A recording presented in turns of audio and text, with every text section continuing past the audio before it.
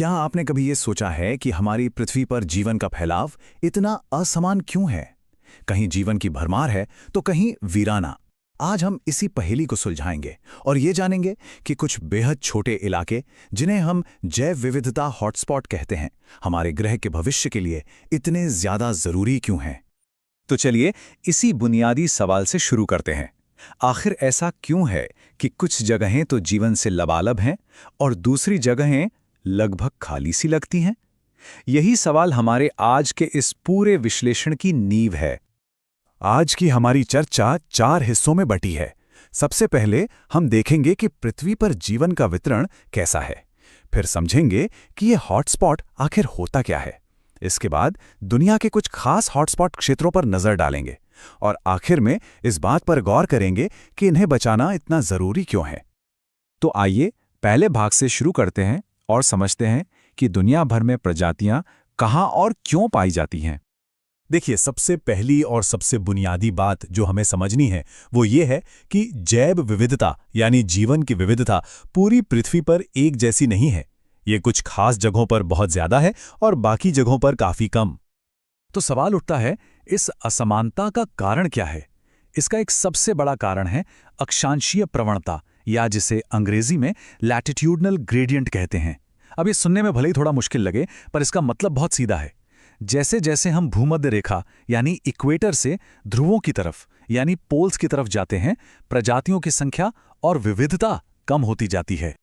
इस बात को और अच्छे से समझने के लिए 2 बिल्कुल अलग जगहों की कल्पना करते हैं। एक तरफ है भूमध्य रेखा के पास के ट्रॉपिकल वर्षावन, जहां साल भर एक जैसा मौसम रहता है, खूब ऊर्जा मिलती है और जीवन फलता फूलता है। वहीं दूसरी तरफ है ध्रुवीय इलाके, जहां की चरम जलवायु में बहुत कम प्रजातियां ही जिंदा रह पाती हैं। ये फर्क ही अक्षांशीय प्रवणता का सबसे अच्छा उदाहरण है। हाँ, तो अक्षांश एक बहुत बड़ा फैक्टर है, पर कहानी यहीं खत्म नहीं होती। इसके अलावा भी कई चीजें हैं जो किसी जगह की जैव विविधता तय करती हैं, जैसे कि वहां के अलग अलग तरह के आवास, पहाड़, नदियां, जलवायु में स्थिरता, उस जगह का लाखों सालों का विकासवादी इतिहास और यहां तक कि हिमयुग जैसी ऐतिहासिक घटनाएं भी। ठीक है, तो अब हमें एक मोटी मोटी तस्वीर मिल गई है कि दुनिया में जीवन कैसे फैला हुआ है। अब जरा और गहराई में उतरते हैं और उन खास जगहों की बात करते हैं जहां जीवन की ये विविधता असाधारण रूप से केंद्रित है।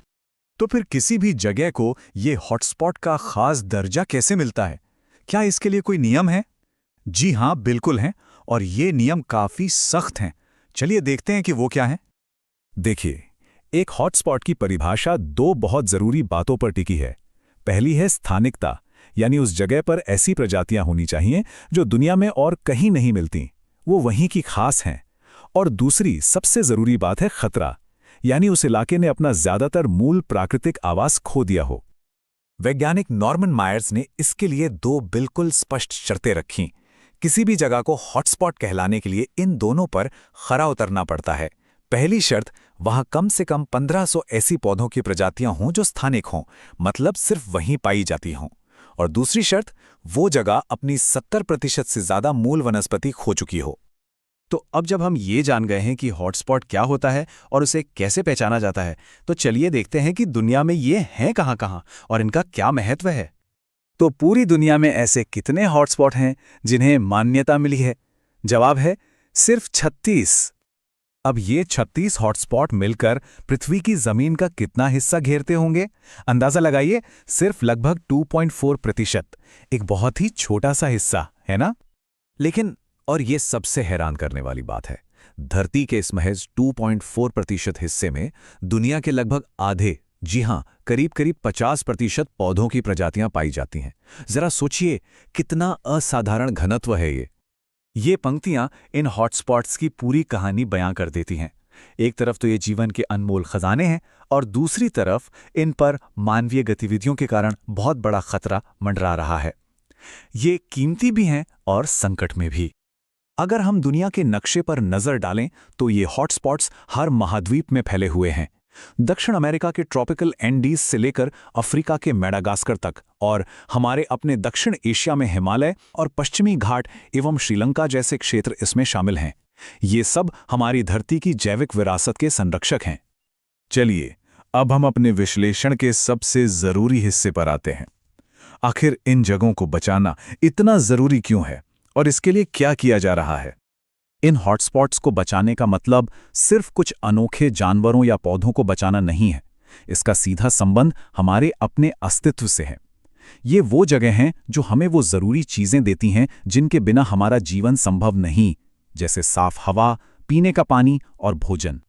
तो इन्हें बचाने के लिए संरक्षण वैज्ञानिक अब नई और स्मार्ट रणनीतियों पर काम कर रहे हैं, जैसे कि उन इलाकों पर ज्यादा ध्यान देना जहां खतरा सबसे ज्यादा है, जानवरों के आने जाने के लिए सुरक्षित रास्ते यानी इकोलॉजिकल कॉरिडोर बनाना, और बदलते हुए जलवायु के हिसाब से अपनी योजनाओं में लगातार बदलाव करते रहना। और यही इस पूरे हॉटस्पॉट कॉन्सेप्ट की सबसे बड़ी खूबी है। ये हमें एक तरह का रोड मैप देता है। मतलब अगर हम अपने सीमित संसाधनों को इन छोटी छोटी लेकिन बेहद जरूरी जगहों पर सही तरीके से लगाएं, तो हम पूरी दुनिया की जैव विविधता को बचाने में एक बहुत बड़ा और असरदार कदम उठा सकते हैं। ये एक रणनीतिक निवेश की तरह है। तो अंत में हम इस एक बड़े सवाल पर आकर रुकते हैं। पृथ्वी के ये छोटे छोटे हिस्से हमारे ग्रह का जैविक भविष्य अपनी गोद में लिए बैठे हैं। सवाल ये है कि इस अनमोल विरासत और इस भविष्य को बचाने के लिए हम सब मिलकर क्या कदम उठाएंगे।